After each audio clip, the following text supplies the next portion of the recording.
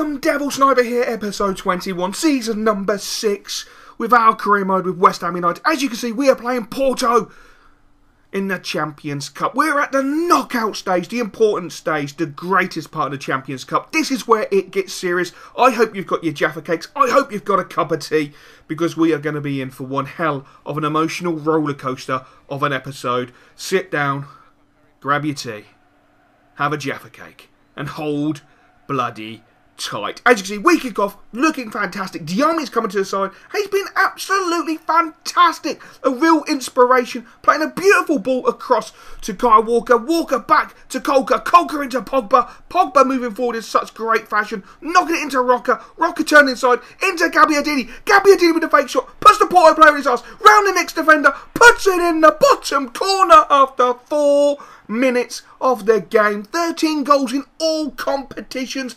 Gabbiadini is having one hell of a first season at West Ham United. The way the boys played takes me back to season 1 at times, to season 2, to season 3. The biblical play. The Barca of East London is back, and back in style with some beautiful, beautiful, beautiful, beautiful football. And then Josie comes back to haunt us with a nice little through ball to Hulk after 6 minutes, and they make it bloody 1-1. Would you believe it? Unbelievable.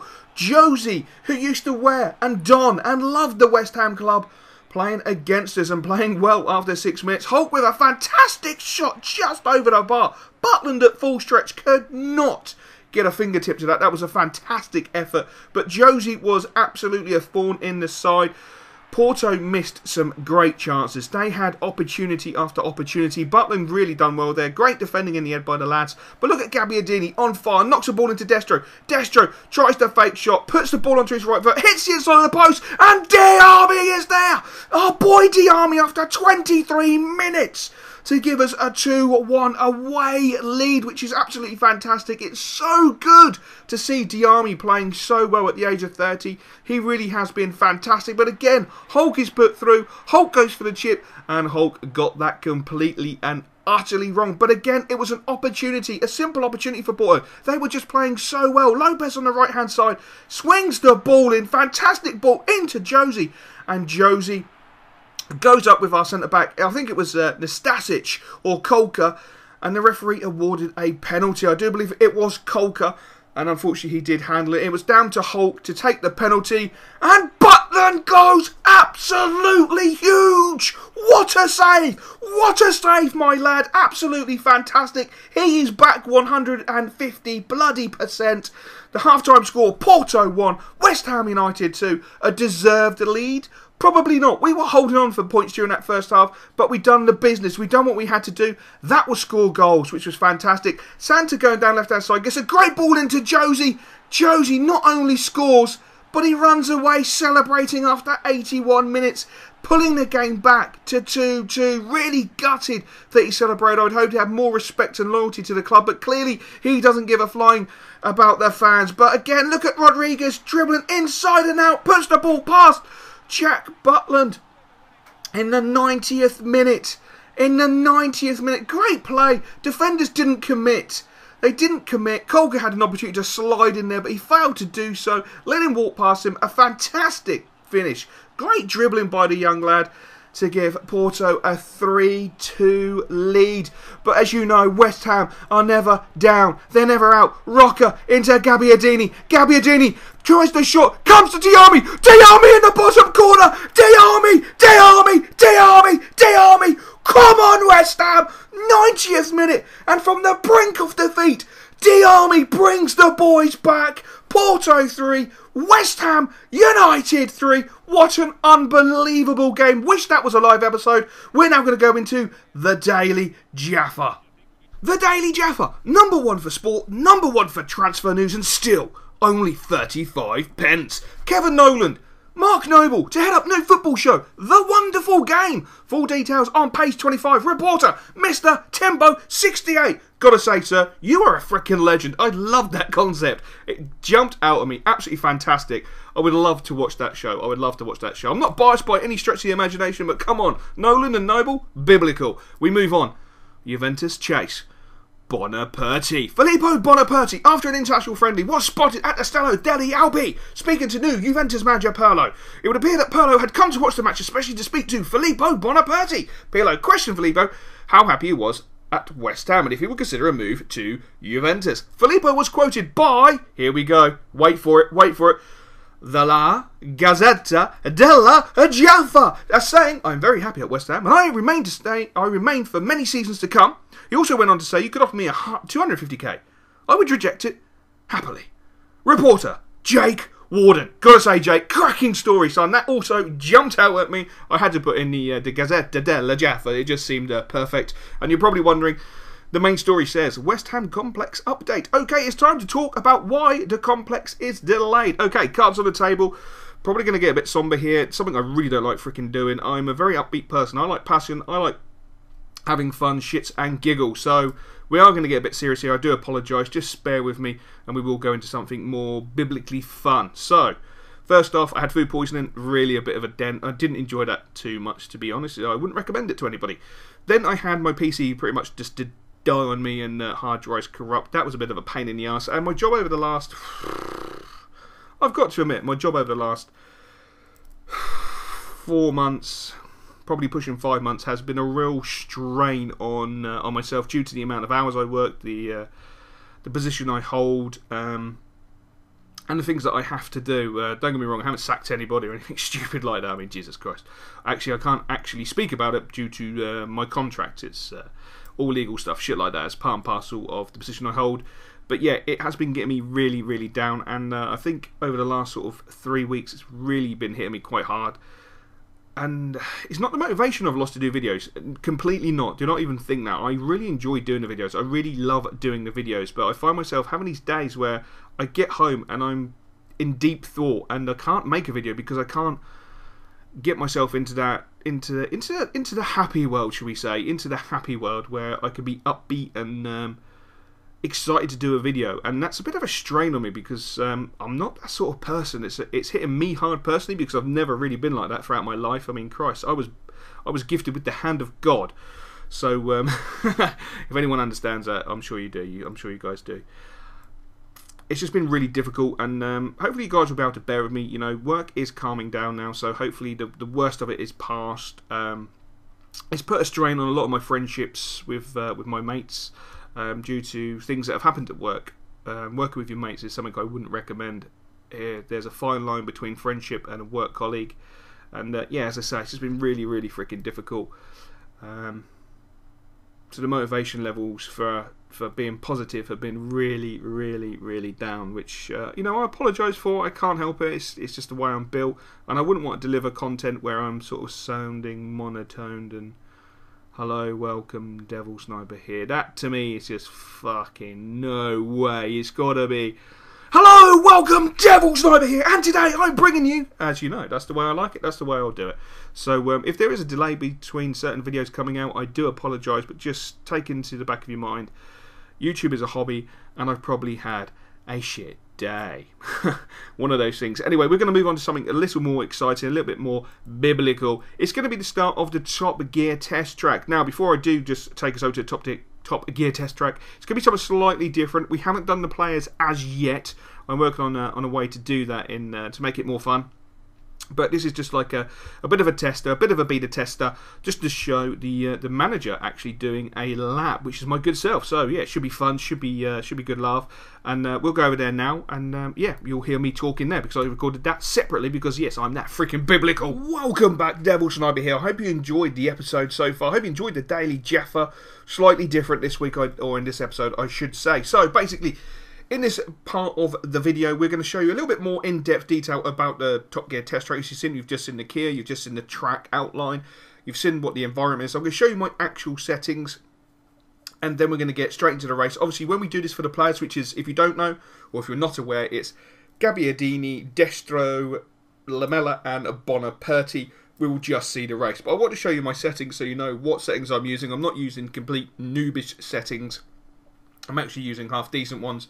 I'm not the greatest racer, so I thought it'd just be quite cool to show you how the manager would do and set the actual benchmark. The avatar, or I should say the ghost in the background, is LF LUFC66. Paul is actually a subscriber. I have him on my friends list, so I was able to download his ghost and use him as a benchmark. His rival time is 1 minute 48.644 that I need to beat. I think back in the day when I was playing this, I had to reorder the game because my kids decided to use it as a frisbee. I had to reorder the game, so I think back in the day my time was a 1.44, I believe. But we will see at the end of this short video. As you can see, pretty nice driving at this moment in time until I get to this corner. Look at this. This is absolutely disgraceful. Obviously, I'm sure if Destro, Gabbiadini are watching, they're going to be taking the mic out of me, and Bonaperti's going to be honing his skills. From what I hear, Bonaperti's been around this track so many times, he's probably going to set a biblical time. As you can see, my time is, my pace has dropped. I've allowed Paul to overtake me. He's doing really well.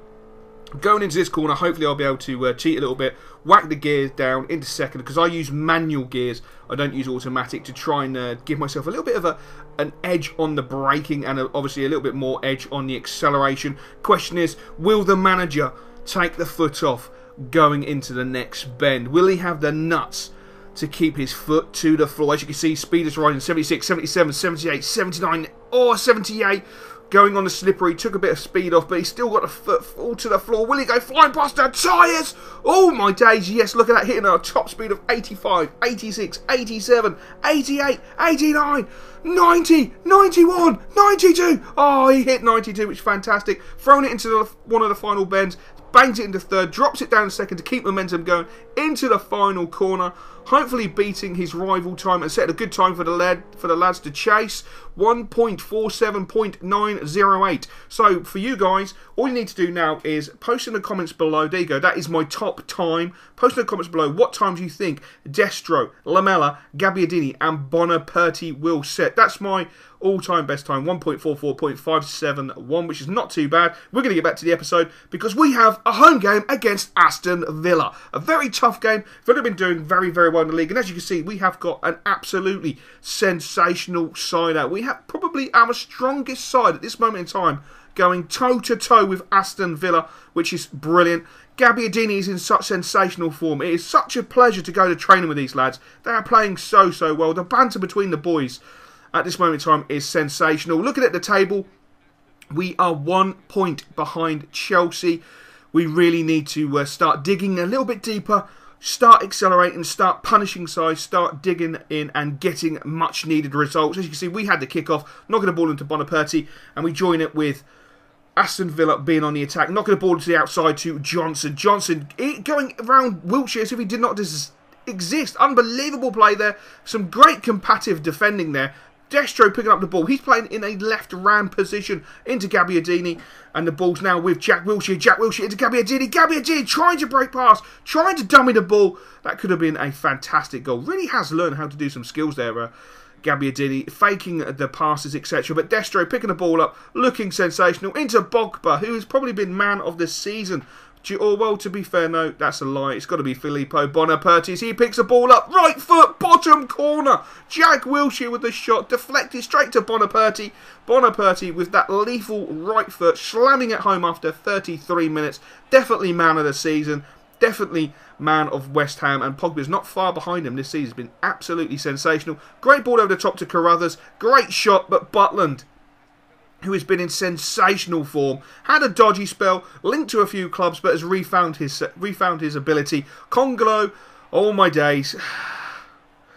What was Callas doing? What was Callas doing? Watch this. Watch this. He goes with his man. He neglects to jump. That is absolutely disgraceful defending. Really, really bad defending. I can't believe. He tracks the man superbly, does everything right, and then he neglects to jump. Doesn't even challenge. Makes it really simple for Terence to get the ball. Flicks in. I mean, it's a nice run by him. A great flicked header as well, to be fair. But Callas, 100% at fault for that. That was really bad defending, and something youngsters should watch.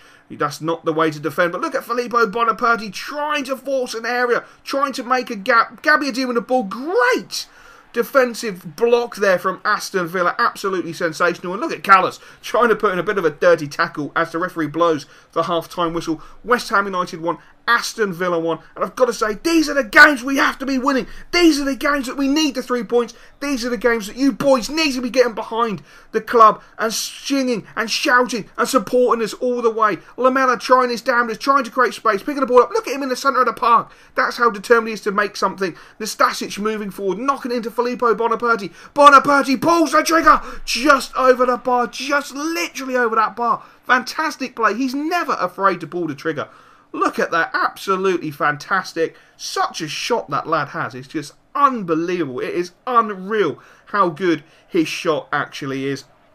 Ball over the top from Aston Villa. Comes to nothing. Pogba picks up in the centre of the park. Knocks it into Wilshere. Wilshere with a sublime turn on the midfield and knocks it back into Pogba. Pogba into Destro. Destro knocking it into Gabbiadini. Gabbiadini looking to make an area for himself. Trying to work a shot. Plays the ball into Filippo Bonaperti. Surely this is it. And Filippo, of all people, puts it wide. Just wide. Again, Filippo Bonaperti knocks the ball into Gabbiadini. Gabbiadini was a nice piece of skill there. Gets dispossessed, unfortunately. And Aston Villa are straight on the counter-attack with Castanos knocking the ball forward, but it's straight into Kolka. And Kolka knocks the ball into Wilshere. Wilshere dropping really deep there into Walker, covering Wilshere's position, such as the team. The ball's not forward to Lamela. Lamela getting forward. Nice piece of skill. Turns inside. Left foot. Surely. Yes. Come on, West Ham.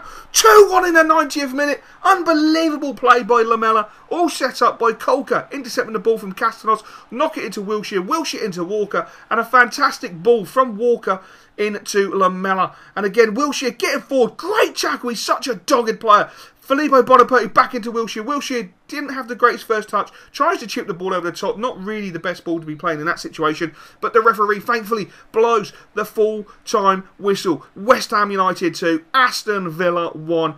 And that is a huge sigh of relief. Trust me. Wow. That was close. We really did take that to the wire. 90th minute goal. Absolutely fantastic. And as you can see, Manchester City crowned champions in the Capital One Cup. I've got to say I'm gutted. That's a cup that we should have been winning.